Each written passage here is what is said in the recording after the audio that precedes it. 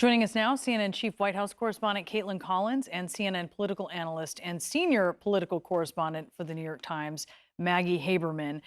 It's worth noting, Caitlin, that someone on the Trump legal team had signed a document attesting that all of these classified documents had been turned back in, and they hadn't. Yeah, this is something that was actually first reported by Maggie. And I think the revelation that a lawyer for Trump signed this document saying there is nothing else here, when, of course, as we know by the search warrant, there was much more stuff there, goes to speak to the level of what they were telling investigators at the time and the way that they viewed that June 3rd meeting, which is they thought it was more casual, friendlier than they believed. Trump stopped by and met with the investigators who were there at Mar-a-Lago, meeting with his attorneys, and then his attorneys showed them where the documents were being kept. So they knew there were still documents at Mar-a-Lago. They actually went through them. They took some of them with them.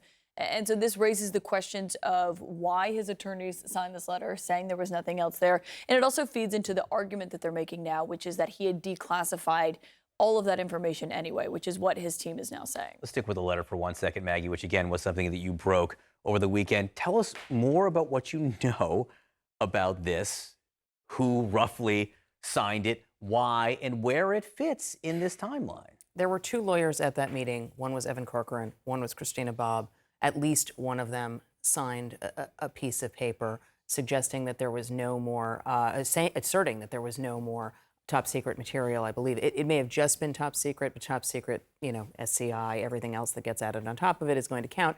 There was no more there. What's not clear to me is whether the Trump folks are going to try to say in the boxes, and the boxes are what they were looking at in the storage area, and therefore it raises questions about where else on the property documents were found. Why they did that, I'm not sure. This meeting was in response, we should note, to a subpoena that they had filed in May. So yes, the Trump folks have repeatedly said we were in conversations, this was casual, and there are conversations after subpoenas. It's not always that a subpoena gets executed and that it's hostile. However, I think from the Justice Department perspective, this was a little more adversarial than I think the Trump folks are making it. I'm still not clear on something that you raised, though. And there's so many questions we don't have answers to, and I think it's important to say that to folks.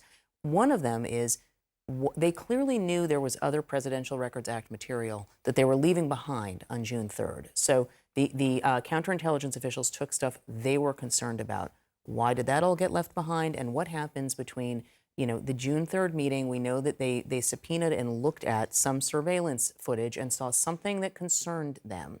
We're not sure exactly when that period was that concerned them, but at some point between June 3rd and last Monday is when something happened that provoked this search warrant. Which is interesting because we also, when we were reporting on this last Monday as it was happening, we were hearing from Trump's attorneys and people who had been speaking with them that they kind of thought this investigation was over, that it had died, it wasn't really going anywhere after they had met with those investigators. Of course, we later learned there was a subpoena. So this argument that you're hearing from the president's allies about, well, why didn't they just ask for these documents? They had been asking for them. Exactly. They had a subpoena asking for them, and they still weren't getting everything. So that's another unanswered question, is why there was still so much stuff there that they were unwilling to turn over. Exactly. And people, look, in the community believe all those intermediate steps that were taken was actually special treatment for Donald Trump, that someone else would not have been given that courtesy. But you also report, Maggie, that advisors had urged him to hand these documents over. So some people in his orbit knew those were there, even as the lawyer or lawyers were attesting that they were not. So again, just on what we're not clear on, we know that people were urging him to return this stuff, to be clear, for a year. But then in January, when the National Archives comes and gets roughly 15 boxes of material, at some point they discover there is still material there. And that is when this conversation about you've got to give the rest back starts happening. Whether his lawyers know, just to be clear to what we don't know, it's not clear to me whether the people who were asserting that things were given back knew that there was still stuff that remained. And we don't know. Remember, they also searched his office and his residence. I don't know where the other material was found. So is there a conceivable world, and this is absolutely a theory that some material was moved from that storage area and put somewhere else, I think that's one of the unanswered questions. That's interesting. Can we, since you're raising unanswered questions? Yes, that's actually basically all I'm doing. Well, right. Filling it But this out. is your life right now, is Yes, trying to answer yes. these. What do you think the biggest questions are as we sit here 1 week later? The biggest question is why he had these. I mean, that is still unanswered. Why did he have them, and why did he not want to give them back? And with Donald Trump, the range of answers is a range. It could be because he thought certain things were cool, like the trinkets he used to have at Trump Tower and he would show people. It's because he thought there was something advantageous to him having it, and that's also an option. And I don't know what that could be, and that there's a lot of answers there. But then the other question is what the material is. What exactly the FBI was searching for, the nature of it. Our understanding, and I think this is your understanding too, is that the government considered it sensitive. They considered it material. They couldn't just leave lying around at the former president's unsecured club that has been a security concern for the federal government that he used to run for a very long time.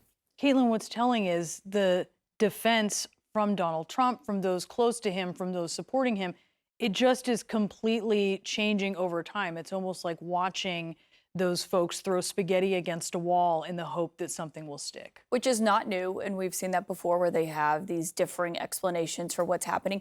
I think two things are important to point out. One is that the Presidential Records Act went into law because of Richard Nixon. When he left office, he wanted to take his documents and potentially his recordings with him.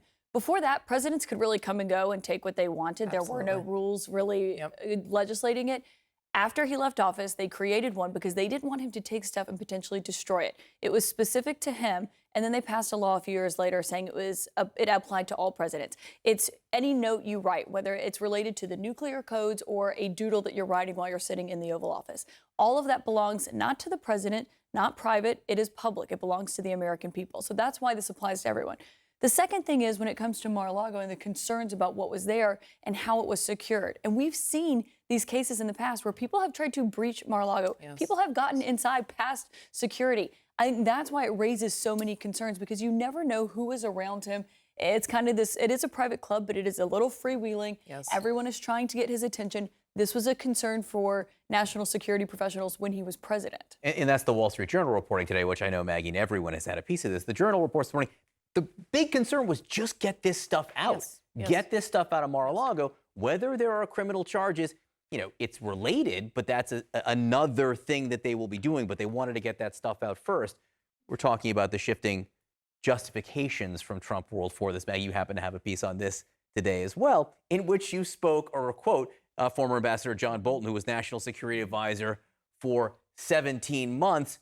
What did he have to tell you about this idea, this defense of a blanket universal declassification of documents by Trump? Right. So Trump's office put out a statement last week, or at the end of last week, saying he had a quote-unquote standing order that documents that left the Oval Office to go to his residence became declassified the minute that happened. John Bolton, former National Security Advisor, told me he never heard of such an order, was not briefed on such an order when he came in, was not told of it when he was there, never heard of it afterwards, and he still had colleagues who he was talking with at the NSC. And his point was, even if you accept their claim that he can just stand over a document and say it's declassified, there still has to be a log of it. There has to be a record of it. There has to be some receipts, essentially, so that people know what's declassified and what's not. And he also made another point, which is that if this stuff is all declassified, it's now subject to public records requests. And so, all of us could go try to get it. And I'm not sure that material actually falls into that group. Trump is trying to open a line of communication with Merrick Garland. It's kind of foggy here. What's going on? Well, so Donald Trump has a very long history of trying to sort of both negotiate with prosecutors who are looking into him. This has been going on for decades. And also to try to send some kind of a friendly word, quote unquote, to people who are either writing about him or looking into him or whatever. And this appeared to fall in that category. He had an intermediary talk to somebody at the Justice Department and send a message. And the message was, the country is, I'm misquoting here, but it's the country is, essentially the country's on fire. And he knew this because he'd been talking to people in his movement, and they're very upset. And what could he do to take down the temperature? That can be read a lot of different ways. I think it was read a lot of different ways, but it is very in keeping with how he handles these kinds of situations. And one thing it makes me think of is before he was impeached the second time, he attempted to talk to House Speaker Pelosi Correct. about this and essentially basically get her to not pursue impeachment, which of course we know she did. He was actually in New York for a conference with world leaders when that happened. But he did try to reach out to her when he got wind of the idea she was preparing to start articles of impeachment. And of course, he talked to James Comey multiple times. Well, and he tried to before- talk to Mueller. I mean, when Mueller was first appointed. Can you, again, this is the, I just want to, because I think this is really important and this is the first time we've got to speak to you. This is the kicker in your piece. And just talk to us a little bit more about specifically what happened here and again, how you're seeing it. Well, listen, this is all we know is what we reported, which is Right. that there was this conversation where an intermediary, somebody close to Trump, reached out to somebody at the Justice Department to send this message about Trump wanting to take the temperature down. You could hear this in one world as Donald Trump is trying to open some kind of line of communication. You could hear this in another world as Donald Trump reminding the Justice Department that he has a lot of fans out there who are pretty upset, some of whom, as we saw the other day, one of whom went to an FBI office and engaged in a standoff with them. So I think that is how that last definition is how a lot of people heard it.